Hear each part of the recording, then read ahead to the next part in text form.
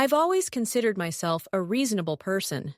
Calm, rational, not the kind of neighbor who peers through blinds or listens at the wall. But that day, something felt different. Something felt wrong. It started with small things, noises that didn't belong, a faint thud in the middle of the night, as if something heavy had been dropped, muffled voices when there shouldn't have been anyone home. Once, I thought I heard someone whispering my name, but when I turned, the street was empty. I mentioned it to my sister over coffee, almost laughing at myself, but she rolled her eyes and said, "You're imagining things. You always get like this when you've been home too long." Home too long. Maybe she was right. Maybe I was just overthinking, letting my mind wander into paranoia. But then I started noticing how people acted around me. The neighbors I used to chat with in the hallway suddenly became quiet. They'd greet me with forced smiles, their eyes flicking away too quickly. One man, who used to stop and talk about the weather, now mumbled a quick hello and kept walking. And there was this couple from down the hall. I caught them looking at me one day, then whispering urgently before disappearing into their apartment. I told my parents, my friends, anyone who would listen. But the answer was always the same. You're overreacting. Still, the unease kept growing. I found myself checking the locks twice before bed. I started avoiding walking home alone at night. And every time I turned my key in the door, I had this irrational, yet persistent fear that someone would be inside, waiting. Then, one rainy evening, I was fumbling with my groceries in the lobby when Mr. Alvarez, the older gentleman who lived across the hall, stepped out of the elevator. He looked at me strangely, almost as if he wanted to say something, but wasn't sure if he should. We exchanged a polite nod, and then, as I turned to leave, he quietly said, "I think you should see this." "See." I froze. "See what?" I asked. He hesitated, glancing around as though making sure no one else was listening.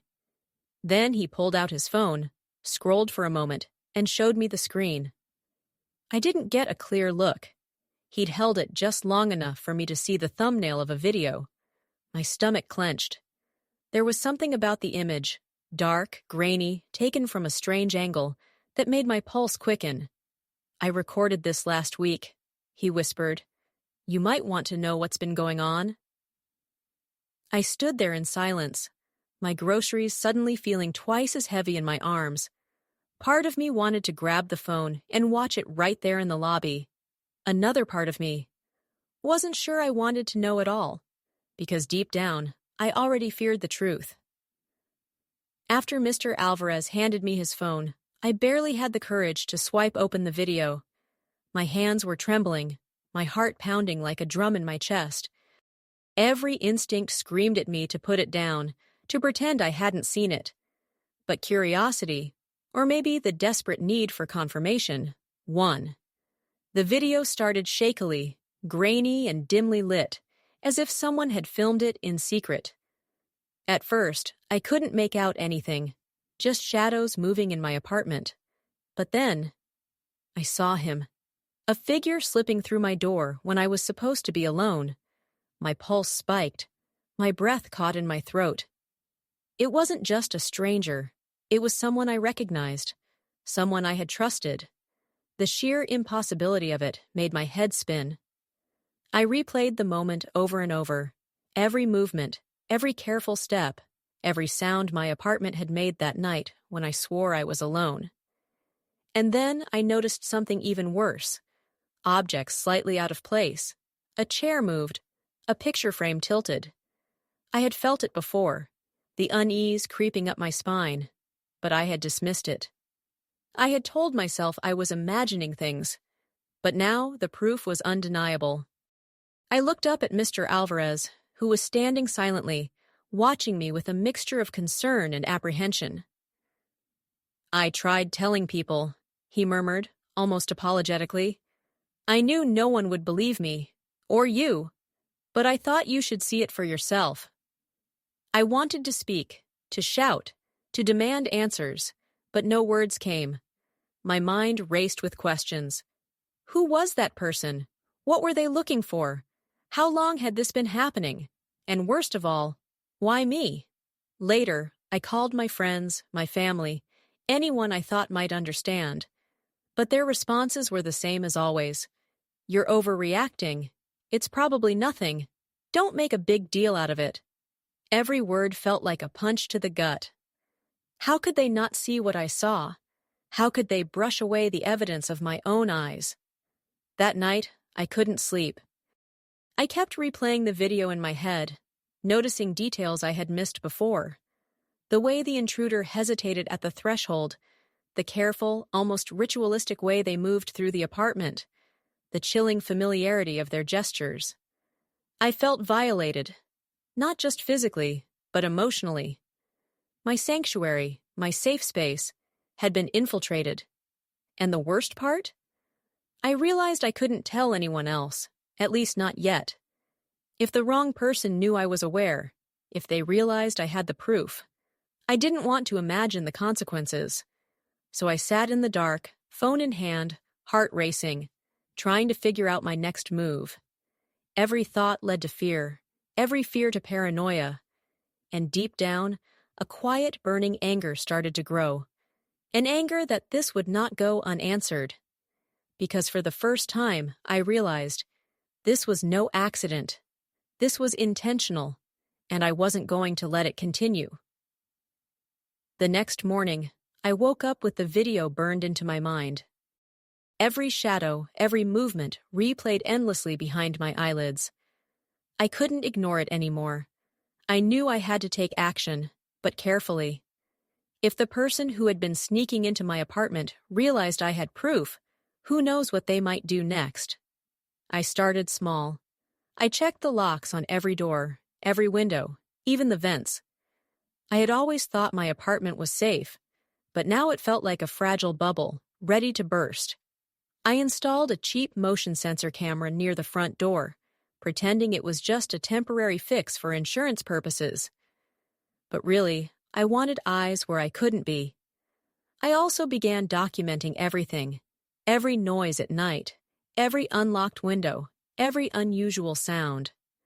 I wrote it all down in a small notebook, detailing the time, date, and what I saw or heard. It became an obsession, but I couldn't stop. I felt like a detective in my own home, hunting for the truth. Then I started questioning everyone. Not out loud, of course. I couldn't let anyone know what I was suspecting, but I observed.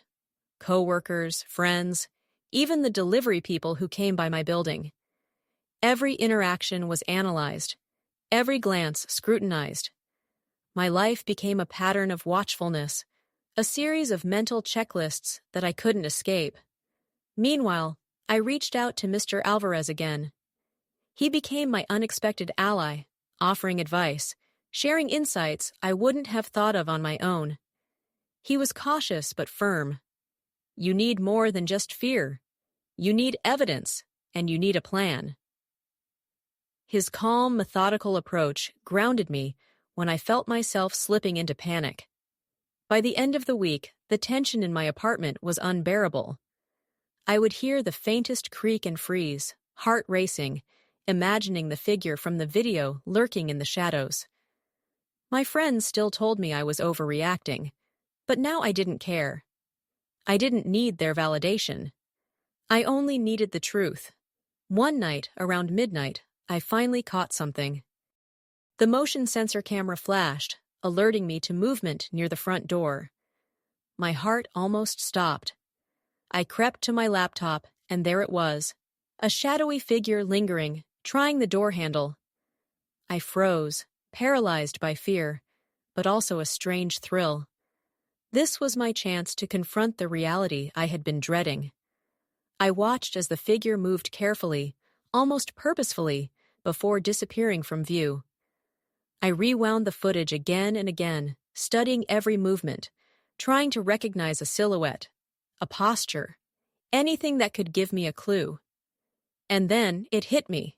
There was something oddly familiar about the way they moved. a detail I hadn't noticed before. A gait, a hand gesture, a particular tilt of the head. I couldn't believe it. My mind raced with the possibilities. Could it really be someone I knew? Someone I trusted? Every option seemed worse than the last. But one thing was certain. This wasn't random. This wasn't a mistake. This was deliberate. And I realized, with a sinking feeling, that the next step wouldn't just be observation. It would be confrontation. I just had to be smart enough not to get caught first. After that night, I knew I couldn't just sit back and wait for the intruder to strike again. The motion sensor footage had given me a name I recognized, or at least a silhouette I thought I recognized. My mind raced, cycling through every person I had seen in the building over the past few weeks. Could it really be someone I knew? Someone I trusted? The thought made my stomach twist. I spent the next day preparing. I bought another camera, this one smaller, more hidden, and placed it inside the apartment where it could catch anyone trying to tamper with my things. I also gathered a small bag, flashlight, pepper spray, and my phone with the contacts of friends and neighbors I trusted. I felt a mix of fear and determination, a strange adrenaline rush that kept me alert yet on edge. That evening, I decided to stay in the apartment, waiting. Every creak of the floorboards outside my door made my heart jump. The minutes felt like hours. I kept my laptop open, watching the feed from the hidden camera, ready to act. I realized how much this fear had taken over my life, how much it had become my reality. My friends' warnings, that I was overreacting, echoed in my mind. But they didn't matter. I knew what I had seen. I knew the danger was real. Around midnight, a shadow appeared near the window again. My body froze, muscles tense, eyes locked on the screen. This time, I could see more clearly. The figure moved carefully, slowly, like they were familiar with the layout of the apartment. My heart raced. I grabbed the flashlight, shining it at the figure, and called out, "What are you doing here?" My voice cracked, but I forced it to be firm. The figure froze. Then, slowly, a familiar laugh echoed in the dark. My blood ran cold. It was someone I had trusted completely. Someone who had been in my life for years. My mind reeled. How could this person betray me like this? The sense of disbelief mixed with fear and anger was overwhelming. I backed away slightly, keeping the flashlight trained on them. They raised their hands, almost mockingly, and said, "Relax. It's not what you think." My anger flared. How dare they? How dare they play with my fear like this? I stepped forward, gripping my pepper spray tightly. "Explain, now." They hesitated, then slowly removed their hood. I recognized the face, and it hit me like a physical blow. Everything made sense, and nothing made sense all at once. All the small signs, the strange noises, the unexplained movements, they had been orchestrated by someone I trusted. Tears welled in my eyes, not just from fear, but from betrayal. How could someone I had welcomed into my life, into my home, treat me this way? The mix of rage, sorrow, and disbelief was suffocating. I realized that this confrontation wasn't just about catching them. It was about reclaiming my sense of safety, my control, and my dignity. I took a deep breath, keeping my focus, and said firmly, "This ends tonight. No more secrets, no more lies." The intruder's smirk faltered. For the first time, I saw uncertainty. For the first time, I felt the power shift back to me. This wasn't just an intruder anymore. This was a reckoning, and I was ready. The moment hung in the air, thick with tension. I could feel my heart pounding like a drum in my chest. The intruder, the person I had trusted most, was standing mere feet away, caught off guard for the first time. Their calm, mocking demeanor was gone, replaced by hesitation, almost fear. But I couldn't let my anger cloud my judgment. I needed evidence, and I needed to protect myself. I pulled out my phone and held it up, recording everything. "This isn't a joke," I said firmly. "Everything you've done, every secret, every lie, is on tape now. You need to explain yourself." My voice, though shaky, carried authority. I had rehearsed this moment in my mind for hours, and now it was happening. They took a step back, eyes darting nervously. "Look, I didn't think it would go this far," they mumbled. Their words did nothing to ease the storm raging inside me. "Not think it would go this far?" I echoed, my voice rising. "You broke into my apartment. You violated my privacy. Do you understand what that means?" The room seemed to shrink around us. I could feel the weight of every broken trust, every warning I had ignored, and every dismissive comment from people who said I was overreacting. They were all wrong. This was real. And now, the truth was undeniable. I stepped closer, not to threaten, but to assert control. "I trusted you. I let you into my life. And this is how you repay me?" The betrayal cut deeper than I could have imagined. It wasn't just the fear or the danger. It was the realization that someone I loved had deliberately manipulated me. For a moment, silence filled the room. The only sound was the faint hum of my camera, capturing every expression, every twitch of regret on their face. I felt a mix of vindication and sorrow. I had caught them, but at what cost? My sense of security, my peace of mind, and my trust had all been shattered. Then, finally, I made a decision. "You're leaving, now. And if you ever come near me again, I will involve the authorities. No excuses, no apologies. This ends tonight." My hands were steady, my resolve unwavering. I wasn't going to let fear or anger control me anymore. They hesitated, looking as though they wanted to argue, to manipulate the situation again. But my gaze held them in place, firm and unyielding. Slowly, reluctantly, they backed toward the door, mumbling under their breath. I didn't respond. I just watched them leave, each step echoing like a drumbeat of finality.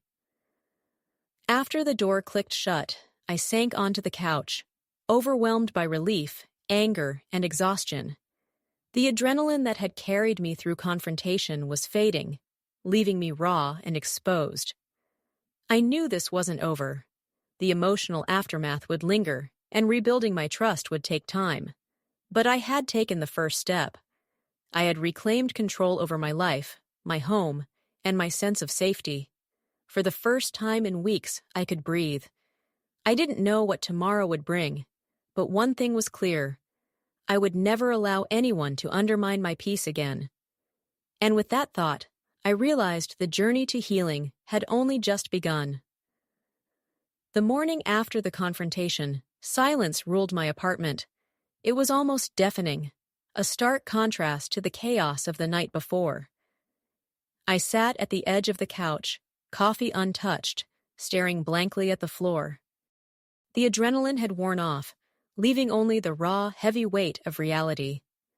I had faced the intruder, yes, but what came next was far more challenging, rebuilding a sense of safety and trust in my own life. I called the neighbor who had sent me the video. "Thank you," I said, my voice wavering slightly. I don't know what I would have done without it." There was a pause on the line, and then a reassuring, calm voice replied, "You did what you had to do. You stood up for yourself. That's all that matters." For the first time in weeks, I felt a flicker of relief. Someone believed me. Someone truly understood what I'd been through. As the day wore on, I began to survey the apartment with fresh eyes. Locks were changed, windows checked, security systems reset. Each small act, each precaution, felt like reclaiming a part of myself I had lost to fear. But it wasn't just the physical security I had to rebuild. It was the emotional one. Every creak of the floor, every unexpected sound made my heart race, a reminder that my peace had been violated. I knew I couldn't do it alone. I reached out to a close friend, someone I trusted implicitly, and recounted everything: the break-in, the lies, the betrayal. Talking about it, even reliving the fear and the anger, was exhausting but necessary. My friend listened without judgment, offering support and guidance. "You didn't overreact," they said firmly. "You were right to take control.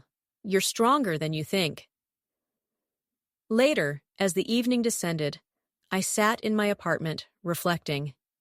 It hit me how easily people dismiss the fears and instincts of others. "You're overreacting."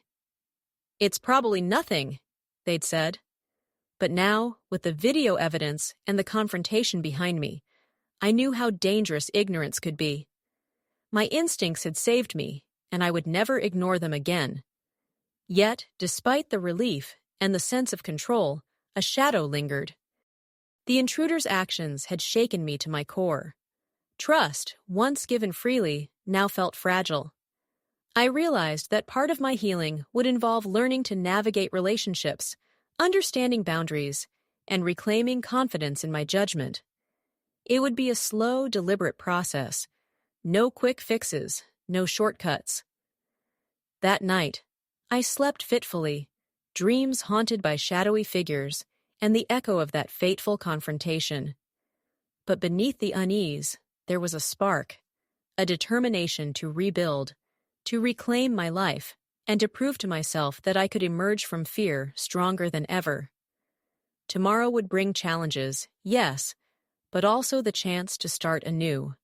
And I was ready, step by step, to face them. The days after the confrontation should have brought peace, but instead, they brought a creeping unease I couldn't shake. I noticed small things first. A shadow outside my window when no one should be there. The faint sound of footsteps in the hallway that didn't belong to anyone in the building. My nerves were fraying. Each knock on the door, each ring of the phone, set my heart racing. I realized the intruder's presence hadn't truly ended. It had only gone underground, waiting. I went through the video again, frame by frame, trying to memorize every detail of that night.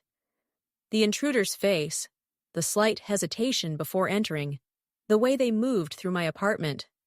I needed to understand it, to anticipate it. That video was now my guide, my silent ally in this psychological war. But with every replay, a wave of fear mixed with anger washed over me. How could someone invade my life so completely and then vanish, leaving chaos in their wake? I started keeping a journal, writing down every unusual sound, every moment of unease. It was my attempt to regain control, to make sense of a world that suddenly felt unpredictable.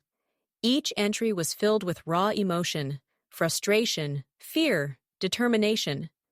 I knew I couldn't let this intruder define my life, yet every action, every precaution, reminded me that danger had already touched me. One evening, while reviewing the footage again, I noticed something I hadn't before. A reflection in the hallway mirror, just for a brief second. It wasn't me. My stomach dropped. Someone had been there after all, lingering just out of sight. The thought was terrifying, but it also ignited a spark of resolve. I couldn't hide in fear. I had to face this, head on, and uncover the truth behind this intrusion. The next morning, I called the neighbor who had sent me the original video. "I think they're still out there," I admitted, my voice low and tense. "I can't ignore it anymore." They didn't hesitate. "You did the right thing last time. Don't stop now. Document everything, stay vigilant, and don't confront them alone." Their words were a lifeline, a reminder that I wasn't entirely alone in this fight. I decided to install cameras throughout my apartment, not just in obvious locations, but hidden ones too. I needed eyes everywhere. Each new device brought a sense of empowerment, but also anxiety, a constant reminder that I had been violated, that someone had dared to cross my boundaries. That night, I sat in my living room, watching the feeds from every camera. Hours passed. Nothing moved. Yet I knew the threat hadn't vanished. It was only biding its time. I felt the weight of vigilance pressing down, but I also felt a sense of clarity. I would not be a victim anymore. I didn't know when the next encounter would come, or how dangerous it might be. But one thing was certain. I was prepared to face it, to protect myself, and to reclaim my life from the shadow that had tried to take it. The tension had been building for weeks, every creak and shadow amplifying my anxiety. By now, the cameras were my lifeline. I watched the feeds obsessively, noting every movement, every flicker of light. And then, finally, it happened. Around midnight, one of the hidden cameras caught a figure, moving cautiously, almost silently, slipping through the corridor outside my apartment door. My heart raced, adrenaline surging through my veins. I knew this was the moment I had been preparing for. I didn't panic. Instead, I grabbed my phone and called the neighbor who had first sent me the video. "They're here," I whispered, barely audible. "I see them. What do I do?" Their calm voice gave me guidance. "Stay safe, stay quiet, and don't confront them directly. Let the police handle it if you can." I crept to a vantage point, my eyes never leaving the screen. The figure was familiar. Someone I had noticed in the footage before, the intruder who had infiltrated my home. Their movements were deliberate, almost calculating, as if they knew they were being watched, but didn't care. The realization made my stomach churn, but I steadied myself. I had to think clearly. Suddenly, a shadow flickered across the living room. The intruder had bypassed one of the cameras, coming closer than I had anticipated. My pulse pounded in my ears. I grabbed the closest object, a heavy lamp, ready to defend myself if necessary. Then, through the corner of my eye, I saw the glimmer of a reflective surface, a glance, a quick movement, and I froze. They were inside, in the room I had thought secure. I whispered into the phone, "They're here, right here." The neighbor responded quickly. "Stay calm, move slowly toward the door, and leave the apartment. Don't engage." Every step I took felt surreal, as if the apartment itself had become a trap. My hands shook, but I followed the instructions. Just as I reached the hallway, I heard it. A soft, almost mocking laugh. It sent chills down my spine. I turned slightly, and in that moment, our eyes met through the dim light. The intruder's expression was unreadable, cold, and calculated. I realized then that this confrontation was not just physical, it was psychological. They wanted to break me, to make me question my own courage and sanity. I managed to exit the apartment and dialed 911, my hands trembling, but my mind sharp. Within minutes, sirens blared outside. The intruder froze, their momentary hesitation giving the authorities the upper hand. I watched as they were apprehended, feeling a mix of relief, fear, and lingering anger. Even as they were led away in handcuffs, I knew the ordeal wasn't fully over. There would be questions, investigations, and legal proceedings. But in that moment, I felt a surge of empowerment. I had faced the unseen threat, survived the confrontation, and reclaimed a piece of my life that had been stolen. The nightmare wasn't gone, but I had proven to myself that I could endure, protect, and emerge stronger.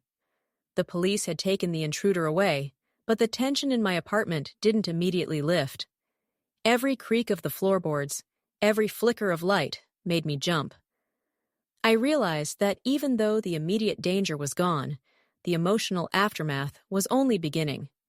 I was exhausted, physically and mentally drained, yet a strange sense of vigilance settled in, a hyper-awareness that this ordeal had changed me. The neighbor who had sent me the original video came over the next morning. We sat in my living room, the sunlight cutting through the blinds, painting stripes across the floor. "You were brave," they said softly. "Most people would have panicked, frozen. You stayed calm and handled it." Their words brought a mix of relief and shame. Relief, because I had survived and taken control. Shame, because I realized how fragile my sense of safety had been. I started noticing the subtle changes in myself. I double-checked locks obsessively, installed extra cameras, and made sure that no window or door went unchecked.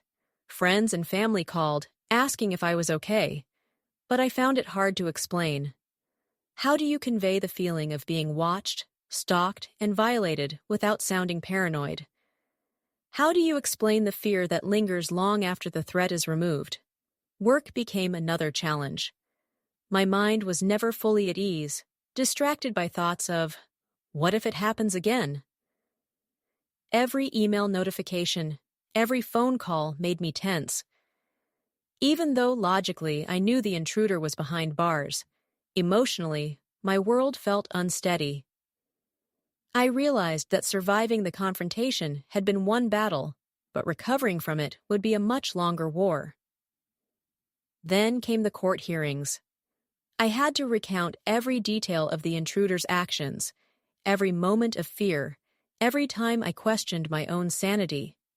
Speaking publicly about my experience was terrifying, yet empowering. Each retelling, each verified piece of evidence, reaffirmed that I was not overreacting, not imagining things. The system validated my fears, and in doing so, helped me reclaim some control over my life. At home, I started small rituals to regain a sense of normalcy, lighting candles in the evening, keeping my apartment tidy, and allowing myself to breathe without constant vigilance.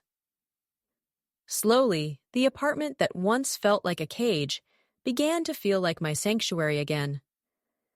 I was learning to trust my surroundings, cautiously, but I was learning. The hardest part, however, was facing the psychological aftermath. I experienced moments of panic, nightmares of the intruder returning, and sudden flashes of fear. Therapy became my lifeline, a place to process the trauma, confront the anxiety, and rebuild the confidence that had been shaken. Despite everything, I knew something fundamental had changed. I had faced an unseen threat, survived it, and come out stronger. The fear would linger, but it no longer controlled me. I was reclaiming my life, step by cautious step, ready for whatever came next. Weeks had passed since the intruder had been arrested, and slowly, life began to feel a little lighter. The initial adrenaline that had kept me alert day and night faded, replaced by a quiet vigilance that no longer consumed me. I still checked locks and cameras, but now it was a measure of empowerment, not fear. I realized that the terror I had once felt could no longer dictate my life. I had survived it, and I had grown stronger because of it. The neighbor who had sent me the video became a close friend. We shared laughs, stories, and quiet moments of understanding. Without their intervention, I knew the outcome could have been drastically different. Their presence reminded me that even in the darkest moments, allies can appear in unexpected places. I learned that asking for help wasn't a sign of weakness. It was a way to reclaim control. Therapy sessions helped me process the lingering fear and anxiety. For the first time, I allowed myself to feel safe in my own space. I talked through the panic attacks, the sleepless nights, and the shadows that had haunted me. Each session chipped away at the trauma, replacing it with resilience. I learned to separate the danger that had passed from the life I wanted to live now. One evening, I sat in my living room, sunlight streaming through the blinds. The apartment that had once felt like a trap now felt like home. I breathed in deeply, acknowledging the journey I had survived. I remembered the fear, the isolation, the disbelief from others, and I recognized my own strength. I had endured, acted, and rebuilt. I began documenting my experience, writing down every detail. At first, it was to make sense of the chaos in my mind, but soon I realized it could help others who had faced similar situations. I wanted people to know that their instincts mattered, that their fears were valid, and that surviving trauma was possible. Sharing my story became a mission, a way to turn pain into purpose. Though scars remained, both visible in my habits and invisible in my psyche, I understood that healing was not linear. Some days were harder than others, but each day I reminded myself that I had already faced the worst and come through alive.